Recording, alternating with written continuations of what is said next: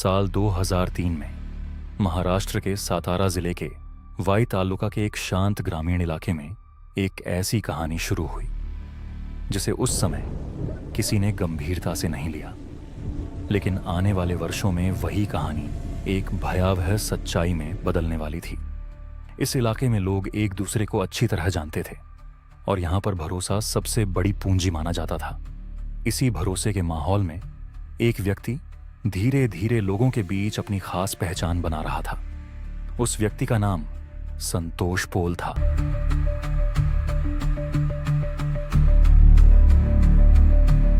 संतोष पोल का जन्म 4 नवंबर 1974 को एक साधारण किसान परिवार में हुआ था। उसके माता पिता खेती से जुड़े हुए थे और उसका बचपन एक सामान्य ग्रामीण परिवेश में बीता था। आर्थिक रूप से उसका परिवार बहुत समृद्ध नहीं था, लेकिन उसकी परवरिश एक सामान्य और सादगी भरे वातावरण में हुई थी। बचपन से ही संतोष पोल कोई असाधारण छात्र नहीं था, लेकिन उसमें लोगों से जुड़ने की एक खास क्षमता थी। वह लोगों से इस तरह बातचीत करता था कि सामने वाला व्यक्ति जल्दी ही उस पर भरोसा करने लगता था। यही गुण आगे चलकर उसकी सबसे बड़ी ताकत बन गया। समय के साथ उसने मेडिकल क्षेत्र में काम करना शुरू किया, लेकिन वह एक प्रशिक्षित या डिग्रीधारी डॉक्टर नहीं था। उसने कंपाउंडर के रूप में काम किया, जहां उसने दवाइयों के उपयोग और उनके प्रभाव के बारे में व्यावहारिक जानकारी हासिल की। धीरे धीरे उसने गांवों में लोगों का इलाज करना शुरू किया। वह अक्सर बहुत कम पैसे लेता था और कई बार जरूरतमंद लोगों का इलाज मुफ्त में करता था। उसकी इस आदत के कारण गांव के लोगों के बीच उसकी छवि एक मददगार और भरोसेमंद व्यक्ति के रूप में बन गई। लोग उसे डॉक्टर कहकर बुलाने लगे और कुछ ही समय में वह देव माणूस के नाम से जाना जाने लगा। गांव के लोगों को ऐसा लगता था कि संतोष पोल उनके लिए किसी भगवान के समान है, जो हर मुश्किल समय में उनकी मदद करने के लिए मौजूद रहता है। लेकिन इसी विश्वास के पीछे एक ऐसी सच्चाई छिपी हुई थी जिसे कोई समझ नहीं पा रहा था। साल 2003 के आसपास उसकी जिंदगी का एक खतरनाक दौर शुरू हुआ। उस समय उसकी पहली शिकार बनी सुरेखा चिकने। वो संतोष पोल पर पूरा भरोसा करती थी और इलाज के लिए उसके पास गई थी।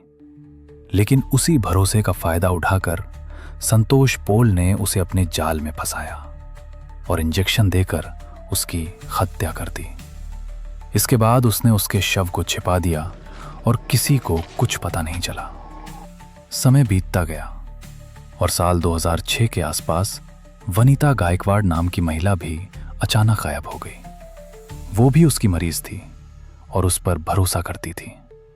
संतोष पोल ने उसे अपने पास बुलाया और इंजेक्शन देकर उसकी हत्या कर दी। फिर उसके शव को अपने फार्म हाउस में दफना दिया। कुछ सालों तक सब कुछ सामान्य चलता रहा। फिर साल 2010 के आसपास जगाबाई पोल, जो उसकी ही रिश्तेदार थी, वो किसी स्वास्थ्य समस्या के कारण उसके संपर्क में आई थी और उस पर पूरा भरोसा करती थी। लेकिन संतोष पोल ने उसे भी नहीं छोड़ा। उसने उसे इलाज के बहाने बुलाया और इंजेक्शन देकर उसकी हत्या कर दी। इसके बाद उसने उसके शव को अपने खेत में दफना दिया। समय के साथ उसके अपराध बढ़ते गए। दिसंबर 2015 के आसपास नाथमल भंडारी इस पूरे मामले का इकलौता पुरुष शिकार।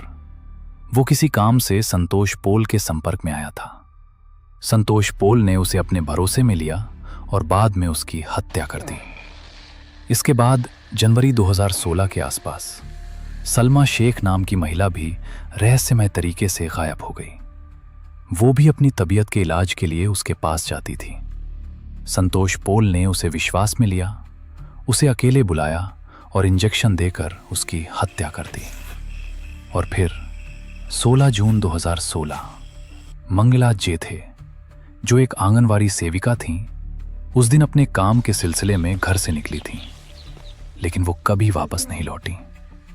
शुरुआत में परिवार वालों को लगा कि शायद वो किसी काम में व्यस्त होंगी। कई घंटे बीत गए और उनसे कोई संपर्क नहीं हो पाया। तब चिंता बढ़ने लगी। परिवार ने उनके फोन पर बार बार कॉल करने की कोशिश की, लेकिन फोन बंद आ रहा था। इसके बाद परिवार ने उनके रिश्तेदारों और परिचितों से संपर्क किया, लेकिन किसी को भी उनके बारे में कोई जानकारी नहीं थी। अब यह मामला गंभीर हो चुका था। परिवार ने उनके आखिरी दिन के बारे में सोचने की कोशिश की और उन्हें याद आया कि उनका संपर्क संतोष पोल से था। हालांकि वह उस पर सीधे शक नहीं करना चाहते थे, लेकिन उन्होंने उससे बात करने का फैसला किया। जब परिवार ने संतोष पोल से इस बारे में पूछा तो उसने सामान्य व्यवहार करते हुए किसी भी जानकारी से इनकार कर दिया। उसका शांत व्यवहार देखकर परिवार कुछ समय के लिए उलझन में पड़ गया, लेकिन जब समय बीतता गया और मंगला जेधे का कोई पता नहीं चला, तब उन्होंने पुलिस में शिकायत दर्ज कराई। पुलिस ने जांच शुरू की और सबसे पहले कॉल रिकॉर्ड्स की जांच की। जांच में यह सामने आया कि मंगला जेधे का आखिरी संपर्क संतोष पोल से हुआ था। इसके बाद पुलिस का शक उस पर गहरा हो गया और उसे पूछताछ के लिए बुलाया गया। शुरुआत में उसने खुद को निर्दोष बताया, लेकिन जब पुलिस ने तकनीकी सबूतों के आधार पर उससे सवाल किए तो उसके जवाबों में विरोधाभास दिखाई देने लगा। धीरे धीरे पुलिस को यकीन हो गया कि मामला साधारण नहीं है। 11 अगस्त 2016 को संतोष पोल को हिरासत में लिया गया और उससे कड़ी पूछताछ की गई। लगातार पूछताछ और सबूतों के दबाव में वह टूट गया और उसने अपने अपराधों को स्वीकार कर लिया। उसने बताया कि वह अपने शिकारों को पहले विश्वास में लेता था, फिर उन्हें इलाज के बहाने बुलाता था और इंजेक्शन देकर उनकी हत्या कर देता था। इसके बाद वह उनके शवों को अपने फार्म हाउस में दफना देता था ताकि किसी को उस पर शक ना हो। पुलिस उसे उसके फार्म हाउस पर लेकर गई और जब वहां खुदाई की गई तो एक एक करके कई शव बरामद हुए। यह दृश्य इतना भयावह था कि पूरे इलाके में डर और सन्नाटा फैल गया। गांव के लोग, जो उसे देव माणूस मानते थे, अब इस सच्चाई को स्वीकार नहीं कर पा रहे थे कि वही व्यक्ति एक सीरियल किलर निकला। यह मामला सिर्फ हत्या का नहीं था, बल्कि यह उस भरोसे का था जिसे एक इंसान ने अपने फायदे के लिए इस्तेमाल किया और कई जिंदगियां खत्म कर दी। यह कहानी हमें यह सिखाती है कि किसी भी व्यक्ति पर आंख बंद करके भरोसा करना खतरनाक हो सकता है। अंत में यही कहा जा सकता है कि हर वो इंसान जो बाहर से अच्छा दिखता है, जरूरी नहीं कि अंदर से भी वैसा ही हो। हर चमकती हुई चीज सोना नहीं होती और हर अच्छा दिखने वाला इंसान भरोसे के लायक नहीं होता। ऐसी ही सच्ची और गहराई से जुड़ी कहानियों के लिए एनिग्मा चैनल को जरूर सब्सक्राइब करें।